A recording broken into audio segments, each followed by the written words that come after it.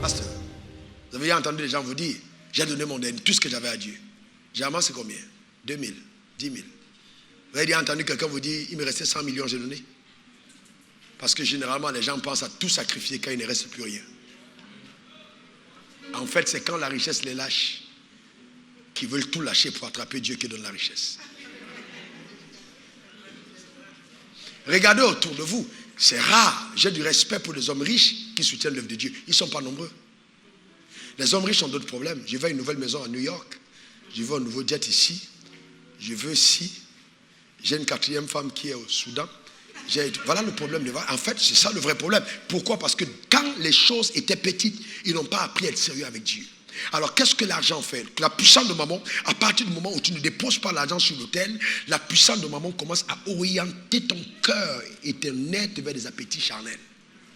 Et tu es surpris. Parce que justement, dans les petites choses, tu n'as pas été fidèle. Trouver un homme fidèle, une femme fidèle avec l'argent, c'est rare. Très rare. Très, très rare. Mais la fidélité commence dans les petites choses. Regardez Matthieu 25, verset 21. Son maître lui dit, c'est bon, c'est bien, bon et fidèle serviteur. Tu as été fidèle en peu de choses, je te confierai beaucoup. Entre dans la joie de ton maître. Donc, Dieu s'est réjoui de trouver des hommes fidèles.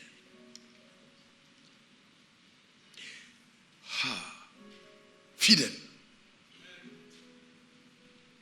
Voyez-vous, la fidélité dans les petites choses d'abord. Luc 19, verset 17. C'est bien, bon serviteur, parce que tu as été fidèle en peu de choses, reçois le gouvernement de divine. Vous voyez, la fidélité en peu. Il y a le peu, je suis fidèle dans le peu, dis en peu. Dis encore fidèle en peu de choses. Dis-le encore fidèle en peu de choses. Eh bien, vous savez, il y a ces personnes parmi vous, vous avez un chiffre d'affaires peut-être de 300 millions. Dieu dit c'est un peu. Parce que Dieu veut t'amener à 300 milliards. Tu as peut-être 300 milliards, Dieu veut t'amener à posséder une économie gigantesque. Mais à ce palier-là, Dieu attend que tu sois fidèle. Tu as un salaire de 100 000, c'est le peu. Dieu veut que tu sois fidèle. Mais il faut que tu démontres à Dieu ta fidélité dans le peu. Comment es-tu fidèle? Déjà ta portion d'alliance, dans le peu. Maintenant, avec le peu que tu as, si tu ne peux pas faire un présent à ta mère, à ta femme, à ton frère, ne pense pas que quand tu auras beaucoup, tu le feras. Parce qu'en fait, des habitudes se bâtissent quand on est encore petit. Donc quand tu es encore petit, quand tu es encore faible financièrement, tu construis des habitudes. Et quand tu seras riche, tu ne vas pas t'en défaire. Donc quelqu'un qui vous dit non, si simplement j'allais donner. Mais non, le peu que tu as, Dieu attend que tu sois fidèle avec ça. Fidèle en peu de choses, fidèle en peu. Le fidèle en peu de choses, c'est important. Même, je connais les meilleurs pasteurs que j'ai ici. Parce que ceux qui sont fidèles avec 10 personnes que vous confiez, vous savez qu'ils peuvent être fidèles avec 1000 personnes. Mais ceux qui sont fidèles à 10, en fait, ne soyez pas stupides pour penser qu'ils vont changer. Ils vont grandir et développer cette infidélité dans le plus grand. Pourquoi? C'est dans le peu que c'est démontrable. Voyez-vous, c'est très important. C'est pourquoi même vos enfants, apprenez à gérer. Vous savez, le drame, c'est que vous ne donnez pas d'éducation. Donnez l'éducation financière à vos enfants. Donnez l'argent à vos enfants et puis regardez comment est-ce qu'ils gèrent. On ne devient pas un grand gestionnaire par hasard. Vous voyez comment est-ce qu'ils gèrent. Vous allez vous rendre compte que les gens commencent à être fidèles dans le peu. Deuxième fidélité, c'est ce qui est autrui. D'abord dans le peu, je suis fidèle avec le peu. Après, deuxième palier, je suis fidèle avec ce qui est à autrui. La gestion des biens d'autrui. Si Jacob n'avait pas été fidèle chez Laban, il n'aurait jamais été riche. Donc souvent, il faut un Laban que tu serves fidèlement pour sortir après avec tes propres richesses. Le Laban, c'est ton travail. Les gens arrivent au travail à 11 heures. Dès que le patron tourne le dos, ils s'en vont. Mais tu penses que tu maudis que c'est toi. Tu ne voles pas le patron, c'est toi que tu voles. Pourquoi? Parce que si tu es infidèle à ce qui est autrui, tu n'auras pas ce qui est à toi. Aucun pasteur ayant été infidèle à son pasteur ne peut bâtir une église stable. Il n'a pas besoin d'être maudit, il s'est maudit. Parce que la Bible dit, si tu n'as pas été fidèle à ce qui est autrui, on ne te donnera pas ce qui est à toi. C'est impossible. Allez voir tous les grands hommes que Dieu a élevés. Même Moïse, allez le voir. Élie, tous. Regardez comment est-ce que Dieu travaille avec eux. C'est le même principe, la fidélité. Vous avez un croyant arrive à l'hôtel, il laisse la clim, il sort, il ferme la chambre, il verse de l'eau, il gaspille tout. Pourquoi? Parce que ce n'est pas pour lui. Mais le drame, c'est qu'il ne se rend pas compte que Dieu le juge sur ses actes. Parce que quand tu dépenses ce qui est à autrui, comme si ce n'était pas pour toi, tu es en train de te priver d'avoir ce qui est à toi. Parce que tu dois être fidèle sur ce qui est à autrui. Un jour, pour enseigner cela à certains de mes collaborateurs, j'ai fait des enveloppes avec les noms de chacun d'entre eux et j'ai mis de l'argent dedans. Vous savez, la sagesse, c'est quelque chose qu'on pratique. Souvent, il faut beaucoup de temps pour que les personnes qui sont muselées par une certaine mentalité changent. On est allé au restaurant, on s'est assis, on a mangé. C'était un grand restaurant. À la fin, j'ai demandé des factures séparées. Ils étaient autour de moi. Donc, quand la facture, chacun arrive, je sors l'enveloppe avec son nom et je paye sa facture. Et je lui remets le reste. Donc, tel a dépensé 30 000 dans son enveloppe, je lui remets le reste. Et puis, la réaction était assez surprenante. Pasteur, il fallait nous dire que c'est avec notre argent que tu payais. Donc, alors, cet argent, qu'ils appellent un argent, n'était pas leur argent, c'est mon argent que j'ai décidé de leur donner. Mais comme j'ai payé leur facture dans leur argent, au lieu de dire merci pour le repas, certains m'ont dit non, pasteur, tu n'aurais pas dû. Tu n'aurais pas dû, toi aussi, c'est pas gentil. Voyez? Et vous allez vous rendre compte qu'il y a des gens qui vont commenter, il est mauvais. Parce que s'il voulait vraiment me donner l'argent, il aurait dû me donner, ça me fait manger. Mais c'est mon argent, c'est moi qui ai choisi de te donner. Est-ce que quelqu'un comprend de quoi je parle? Non, il est mauvais. Non, c'est pas mauvais. C'est une éducation. Vous n'arrivez pas au restaurant et vous commandez le plat le plus cher parce que ce n'est pas vous qui payez. Après, tu dis, mon mari a des problèmes d'argent. Tu as passé toute ta jeunesse à marier l'argent des hommes. Ton mari va payer ça après. Ah ouais? Parce que ce que tu sèmes, c'est ce que tu moissonnes. Tu as amené 15 copines au restaurant. Maintenant, Dieu va récupérer ça dans ta famille. Puisque tu as semé ça. Il faut que la repentance doit être sincère. Elle doit être sincère. Et il y a des croyants qui sont dans ce jeu. Enfants d'Abraham. Voyez des filles nées de nouveau. Tu prends l'argent d'autrui. Chaque fois que tu manges un argent qui appartient à un homme, tu consumes une partie de son sang.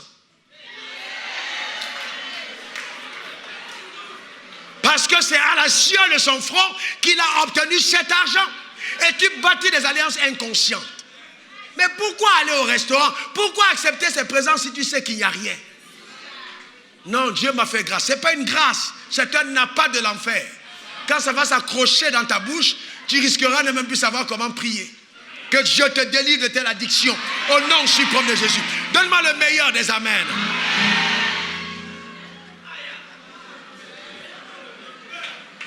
Et vous voyez,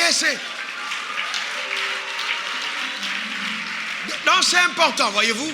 La fidélité à ce qui est à autrui, c'est important. C'est très important. Les hommes avec leurs amis.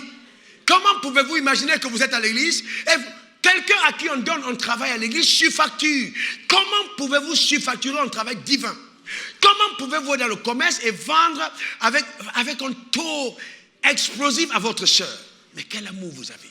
Vous achetez quelque chose à 1000 francs, vous vendez à 20 000. Et pour vous dire Dieu m'a béni, ce n'est pas la bénédiction. Vous devez comprendre comment ça marche. Et ça, on trouve ça à l'église. Pourquoi? Parce que les gens n'ont pas compris. Vous savez, la faveur de Dieu vaut mieux que tout. Recherchez la faveur de Dieu. Soyez intègres et fidèles. Vous allez voir la faveur de Dieu vous accompagner. Dieu va ouvrir des portes incroyables sur votre vie et votre destinée. Au nom suprême de Jésus. Donne-moi le meilleur des amens. Dis encore amen. Je me rappelle, un jour j'étais ici et puis j'ai déclaré un dimanche. J'ai dit que je vois l'onction de prospérité agir. Je vois un miracle financier se produire dans la vie de quelqu'un. Et puis moi-même j'ai dit amen à ma déclaration. À la fin du culte. Vous savez, Dieu est tellement sage. Je termine le culte, je descends à mon bureau, j'entends le Saint-Esprit me dire: cette affaire que tu veux traiter, c'était une affaire qui faisait gagner 100 millions en un mois. Il me dit: cette affaire que tu vas traiter, tu ne la traites pas. Tu appelles telle personne, tu lui donnes l'affaire. Et j'ai entendu clairement Dieu me dire: donne-lui l'affaire. J'ai dit: waouh. Donc j'obéis à Dieu dans tous les cas parce que j'ai un principe: tout ce qui est bon n'est pas à moi. Et tout ce que j'entends ne m'appartient pas. C'est-à-dire, les opportunités d'affaires qui viennent à toi ne t'appartiennent pas. Il faut savoir rendre les autres personnes heureuses. Donc, j'ai pris le téléphone pour appeler, et puis Dieu me dit non. En fait, voilà leurs besoins. Et donc, quand j'appelle, il me situe le besoin. C'était plus élevé ce qu'il demandait, et le bénéfice était plutôt d'1 milliard, au lieu de 100 millions. J'ai dit, ok, j'appelle maintenant la personne que Dieu a indiquée. Il vient à mes bureaux. Il me dit, mais j'étais à ton culte, j'étais là. J'ai dit, ah bon, je ne t'ai pas vu. Il dit, oui, bon, j'étais là, c'est derrière, et je suis parti. Il revient, on se voit, on parle. Il me dit, ok, appelle-le, moi je vais traiter affaire avec lui. Ça m'intéresse. Et il signe le contrat. On est en voiture, on s'en va. Je dis, mais tu vas signer le contrat avec lui. Mais qu'en est-il de moi alors? Je suis l'entremetteur. Il dit, pasteur, ne t'inquiète pas pour des broutilles. Reste calme. Hein? On signe un papier. C'est 1 milliard de bénéfices. Tu as 500 millions. J'ai 500 millions. Alors vous voyez, 500 millions sans rien investir vaut mieux que 100 millions en investissant. Donc, alors qu'est-ce que Dieu était en train de faire? Il était en train justement de travailler justement ton cœur et te montrer que quand tu veux faire du bien, le bien te revient. Vous devez être des personnes généreuses dans la vie. Vous devez penser au bonheur des autres et ne pas être des personnes cupides en ce qui concerne l'argent. Dieu t'en donnera. L'argent est à qui? À qui est l'argent? Non, réponds-moi bien. Et Dieu est qui pour toi? Je vais te poser une question. Si ton père te refuse l'argent, tu dois ton enfant te tuer. L'argent appartient à qui? Et Dieu est qui pour toi? Mais comment est-ce que ton père ne te donne pas l'argent? L'argent appartient à qui? Et Dieu est qui pour toi? Alors, est-ce que ton père est bon? Est-ce qu'il est vraiment bon? Alors, ton père est tellement bon. Dis-moi, M. Gouren, est-ce que tu avais offert à ta fille une Porsche ou une voiture quand elle avait 12 ans? Pourquoi? Ce n'était pas l'argent qui te manquait, elle n'avait pas la maturité. À 12 ans, tu ne peux pas lui faire une voiture parce qu'elle n'avait pas la maturité. D'accord, voyez-vous? Parce qu'elle n'avait pas la maturité. Il y a des choses que Dieu ne te donne pas, pas parce qu'il ne peut pas, mais parce que tu n'as pas encore l'aptitude de les gérer.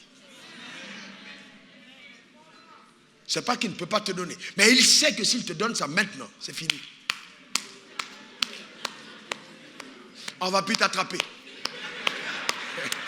Un jour, une vraie histoire. Quand vous ne savez pas de quel pasteur il s'agit, je suis allé rendre visite à un pasteur il y a en 2007, 2008. J'ai garé ma Porsche. À l'époque, là, je parlais à l'époque, je n'ai pas que décapotable. Je l'ai garé, il a regardé la voiture, elle était très belle. Et il m'a dit, pasteur, si on me donne cette voiture, je ne dors plus à la maison. Il s'est oublié. Donc il s'est lâché. Et il dit, non, je démarre, je suis à Yamoussoukou. Oh, non, je ne dors plus. Il était sincère. Donc je l'ai regardé, je sais qu'il y avait l'intérieur. Il a dit la vérité. Je lui ai dit, mais pasteur, c'est pour ça peut-être que Dieu ne te donne pas ça maintenant. Parce que tu as une femme avec des enfants. Donc si ça va te faire découcher, Dieu va te maintenir piéton pour que tu gardes avec ta famille. Voyez-vous? D'accord? Et c'est important que nous le comprenions. C'est très important. Nous devons avoir une attitude digne envers l'argent. Et pour avoir l'attitude digne, on doit comprendre ceci. Ma gestion de l'argent détermine ma relation avec Dieu.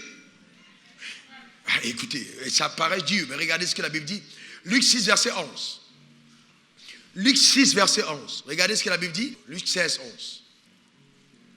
Si donc vous n'avez pas été fidèle dans les richesses injustes, qui vous confiera les véritables. Ça veut dire quoi? Si je n'ai pas pu gérer les richesses injustes, Dieu appelle les richesses de la terre les richesses injustes. Il dit qui va vous confier les véritables richesses? Dans ma gestion, la relation de cœur que j'ai avec les richesses détermine la dimension de révélation. Ok, des visitations même de Dieu à mon égard. Vous voyez, c'est très important. Pourquoi est-ce que Salomon, quand il arrive à Gabaon avec 1000 holocaustes, Dieu lui rend visite? Pourquoi? La Bible dit le même jour Dieu rend visite. Pourquoi? Parce que le degré de sacrifice qu'il pose devant l'autel oblige l'action de Dieu. Dieu descend vers Salomon. Et il dit, à combien de personnes Dieu a demandé, demande ce que tu veux, je te donne? Pas à beaucoup de personnes. Mais pourquoi est-ce qu'à Salomon, il demande, dis qu'est-ce que tu veux que je fasse? Pourquoi? Parce que la dimension de détachement de cœur de Salomon par rapport au bien obligeait le ciel à lui rendre visite. Et Dieu dit non. Ah, Salomon dit non, je ne veux que de la sagesse. C'est pas ce qu'il a demandé. Il n'a jamais demandé de l'argent. Dieu lui dit, ok, tu as demandé de la sagesse, mais cependant, un sage pauvre est comme un insensé. Donc pour que ta sagesse soit sagesse, il faut que la richesse habille ta sagesse. Donc la richesse devient le socle sur lequel la sagesse pose ses piliers. Parce que si tu n'as pas la sagesse et la richesse, et que tu es sage, on ne te respectera pas. Et c'est pourquoi l'Église peine à faire de l'impact. Parce que quand on prend l'économie de tous les membres de l'Église, souvent un seul homme du pays est plus riche que toute l'Église. Et ça, c'est un sérieux problème. Parce que justement, et nous avons focalisé une mentalité tellement de pauvreté, que quand on voit quelqu'un qui arrive à l'église et qui a 1 million par mois, on le célèbre comme si... Non, on doit changer de mentalité. Totalement changer. Dieu est capable de trop de choses. Amen, c'est important. Et à être humble dans la gestion des ressources financières. Eh bien, mes frères, vous devenez fidèles quand vous comprenez que vous n'êtes propriétaire de rien. Vous êtes simplement des intendants.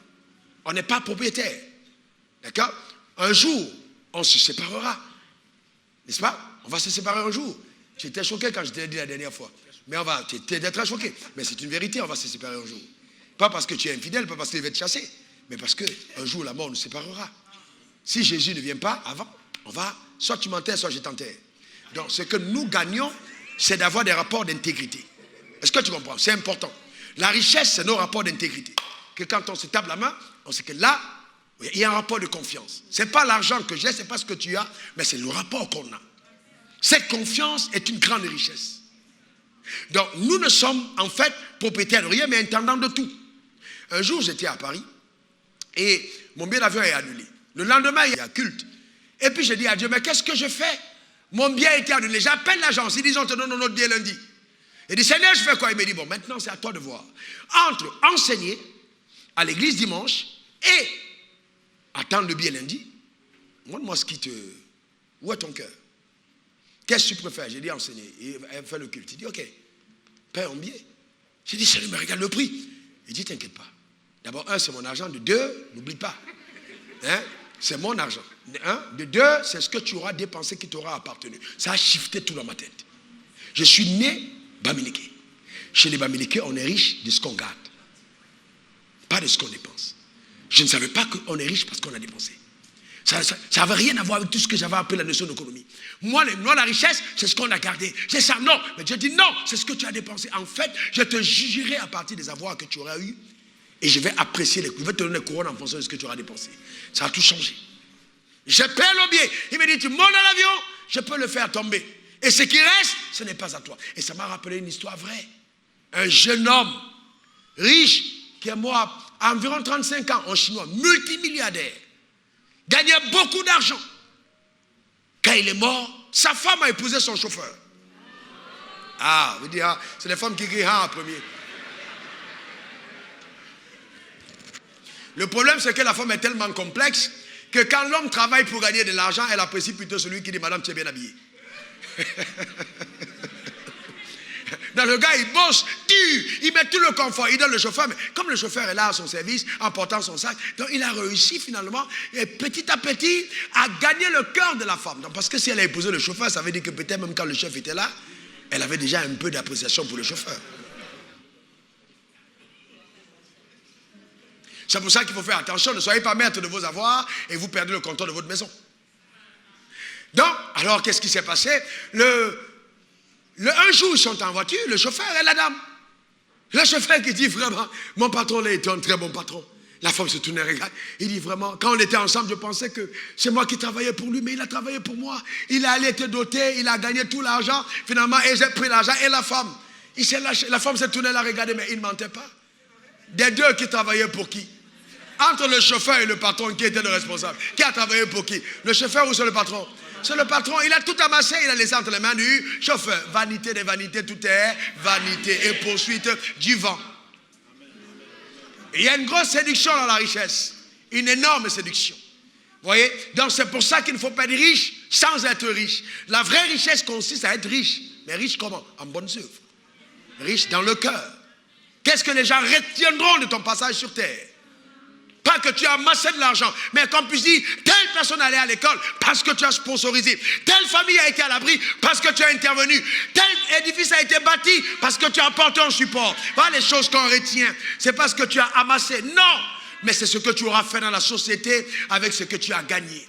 Donc sortons de la mentalité de petitesse et devenons des personnes qui ont le bon regard vis-à-vis de l'argent. Cessons d'être hypocrites. Non, pas l'hypocrisie, mais valorisons ce qui doit être valorisé.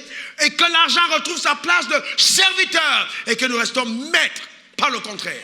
C'est pourquoi vous regardez l'argent, vous dites à l'argent, argent je te regarde, tu me regardes, mais je suis ton maître, jamais tu ne seras mon maître.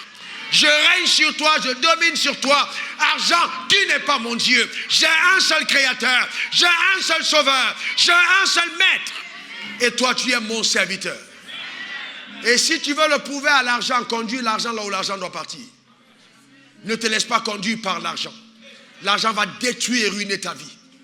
L'argent va t'amener à des endroits pervers. L'argent va ruiner ta réputation. On est des gens qui scolarisent des enfants à 5 millions l'an et qu'il y a quelqu'un à côté qui a besoin de 50 000 pour envoyer son enfant à l'école et qui n'arrive pas à l'envoyer à l'école. Ça, nous sommes pauvres. Si on avait un tel exemple dans l'église, on est pauvres. Ça n'a aucun sens. Aucun sens. Donc, alors, aujourd'hui, la définition de qui je suis, ce n'est pas ce que j'ai, c'est ce que je suis vraiment. Donc, ce n'est pas en fait le fait de, oui, non, c'est ce que je suis à l'intérieur. Nous devons avoir la bonne attitude avec l'argent. Et dans l'argent, on n'arrive pas accidentellement. L'argent, on travaille pour gagner. Je vais vous montrer comment, la semaine prochaine, comment garder son cœur face au moment de l'épreuve et savoir vivre dans le contentement. Quand la Bible dit « je peux tout par Christ qui me fortifie », les gens citent ça, mais le verset ne veut pas dire « je peux », que ce n'est pas pour chasser les démons. Il dit aux Philippiens « j'ai appris à être dans l'abondance et dans le manque. Je peux tout », c'est-à-dire je peux vivre dans le contentement. Tu n'as pas besoin de 4 paires de chaussures. C'est pas parce que ta copine chante de confiance. Tu ne sais pas exactement ce que les gens font. Hein? Vous êtes collègues de bureau, mais vous ne connaissez pas ce que chacun fait. Toi, tu transpires avec le front, tu ne sais pas où elle transpire. Donc, reste calme. Or, sérieusement, il ne faut pas envier qui que ce soit. Amen. Nous sommes des enfants de Dieu. Amen. Ne pose pas des problèmes. Oui, vraiment, ma copine a une nouvelle voiture. C'est les questions des païennes. C'est les questions des païens. Tu ne te définis pas par tes avoirs, frère. Est-ce que quelqu'un comprend de quoi je parle? C'est pour ça que la Bible parle de la joie à donner. Oh, plaisir à donner, car donner, c'est incroyablement beau que de donner. Il n'y a pas de joie que je puisse décrire comme celle que je ressens quand je donne. Il y a une dimension jouissive de la vie que vous n'expérimentez que quand vous avez appris à sacrifier pour des causes saines. C'est incroyable. Le vrai bonheur, je l'ai goûté souvent, le vrai bonheur, ce n'est pas avoir l'argent. Non, le vrai bonheur, c'est souvent s'en séparer pour que quelqu'un puisse rire. Vous comprenez ce que je suis en train de dire? C'est très important. Vous voyez des gens, vous êtes là, vous avez une grosse maison, mais vous avez un problème de sécurité. Vous avez un beau lit, vous avez des problèmes de sommeil. Vous avez une belle femme, vous avez des problèmes d'infidélité. Finalement, où est la vie dans tout ça? La vie se trouve où? Elle se trouve en Christ, quand nous avons revalorisé les choses selon ce que Dieu veut qu'on puisse avoir. C'est ça la chose la plus importante. Et oui, non, je n'ai pas honte de dire que j'aime Dieu. Est-ce que quelqu'un comprend? J'aime Dieu. Oui, je garde ma voiture, je m'arrête au bord de la route, ça m'est arrivé. Je descends et puis je danse. On dit, mais c'est quelle gare ça? Je danse, parce que c'est rien la voiture. C'est lui que je loue est plus grand que la voiture. Amen. Est-ce que quelqu'un comprend de quoi je danse, je suis heureux. Alléluia. C'est pourquoi, quel que soit ce qui arrive, jeune homme bien par exemple, viens. Oui, quel que soit ce qui arrive, amen. Que ce soit un jeune homme comme celui-ci, avec plaisir. Mon gars, comment tu vas? N'est-ce pas le bonheur? C'est pas devant vous, même dans le bureau, n'est-ce pas? C'est une joie profonde. Si je commence à sélectionner pour dire non, tel est riche, je le reçois, tel est pauvre, je ne le reçois pas, je suis pauvre. Parce qu'en fait, justement, si je reçois que les riches, je suis pauvre. C'est pourquoi, avec plaisir. Amen. Sans aucun problème. C'est pas mais je suis le grand révérend. Non, ça n'a rien à voir. Nous sommes des hommes. Amen. C'est ça l'amour, vivre pour Dieu. C'est le bonheur, frère. Certains d'entre vous, je dis, je vais venir chez vous. Oh, révérend, non, vraiment, ma maison n'est pas trop digne pour te recevoir. Qui suis-je? Si Dieu entre chez toi, pourquoi je n'entrerai pas? Pourquoi on ne peut pas s'asseoir? On ne peut pas s'asseoir et puis en cause. Ça change quoi? Si on s'assoit et on cause, même si c'est à la locodrome au bord de la route, on cause. Frère, je sais d'où je viens. Donc, il n'y a aucun problème. Est-ce que quelqu'un comprend de quoi je... Aucun problème. Qu'on papote. Non, n'ayez pas de problème des francophones qui essaient de se donner la consistance dans le vide. Soyez riches de la vraie richesse. Riches de Dieu. Riches de ce que vous êtes. C'est ça la richesse. Est-ce que quelqu'un comprend de quoi je parle? C'est important. Aimez les gens véritablement. Aimez-les sincèrement. Regardez les gens dans les yeux. Aimez les gens pour ce qu'ils sont. Je sais, certains d'entre vous, il y a des gens autour qui sont là, dans les petits calculs, gauche à droite, ils veulent venir escroquer. Il y a des gens qui m'ont escroqué de l'argent à l'église, des fidèles. Ils sont fuis, je les regarde, je ris. Et ça me fait rire. Je m'en fous. Mais ils sont en train d'occulter leur destinée. Le vrai bonheur, c'est ça, hein, frère et soeur. Est-ce que vous me comprenez? Respectez les gens. Ne soyez pas guindés, ne soyez pas gros. Ne devenez pas comme le tapioca qui mousse. Ou alors, c'est passé. Soyez, hein, ne soyez pas comme le gari. Hein. Soyez des personnes. C'est la vie avec Dieu. Amen. C'est le bonheur. Amen. Vous savez, je vais vous dire quelque chose. Ce que je vous dis, c'est ce que je vis. Hein. Aimez les gens véritablement. C'est très, très important. Et il ne faut pas aimer les gens parce qu'ils ont quelque chose. Aimez les gens parce qu'ils sont quelque chose. Chaque fois que vous regardez un homme ou une femme, vous regardez Dieu en face de vous. D'accord? Et je dis toujours aux pasteurs, si vous n'aimez pas démissionner, on commence à être pasteur quand on aime les gens. Vous n'aimez pas démissionner. Il n'y a pas d'appel de Dieu sans amour pour Dieu et pour les gens. D'accord? Et vous savez, j'ai vu tellement de choses dans la vie. Souvent, les gens que vous méprisez sont votre solution de demain. Et Dieu prend le plaisir de déguiser la solution souvent en problème. Je parle prophétiquement. Souvent, un problème vient vers toi, mais c'est la solution pour le lendemain. Il vient vers toi étant pauvre, mais c'est celui qui retient toute la richesse pour bâtir toute ta vision de demain. Et il vient en te posant un problème d'1 million, alors que demain, il t'apportera 1 milliard. C'est ça le vrai problème. Vous devez avoir le discernement divin. Construire les gens, bâtir et investir. Parce que celui qui sème, c'est celui qui moissonne. Le problème qu'on a avec les gens dans l'église, c'est que beaucoup sont venus riches et ils pensent que comme ils sont riches, ils peuvent faire tout ce qu'ils veulent. Mais quand vous avez bâti des gens et qui se sont élevés, ils sont redevables à Dieu qui vous a appelé. Que Dieu vous bénisse.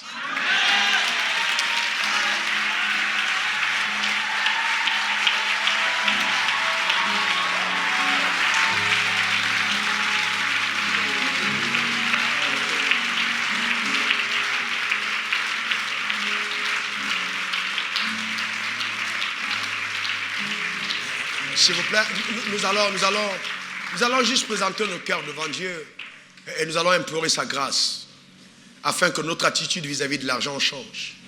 Que nous soyons vrais. Que nous puissions vraiment ne pas donner à autre chose de prendre la place de Dieu dans nos cœurs. Oui. Élevons nos voix vers le saint trône de sa grâce et prions le Seigneur. Prions le Seigneur au nom de Jésus. Prions le Seigneur. Prions le Seigneur. Prions le Seigneur au nom suprême de Jésus. Oui, prions le Seigneur, que rien d'autre ne prenne la place de Dieu dans nos cœurs. Que Dieu reste notre Dieu.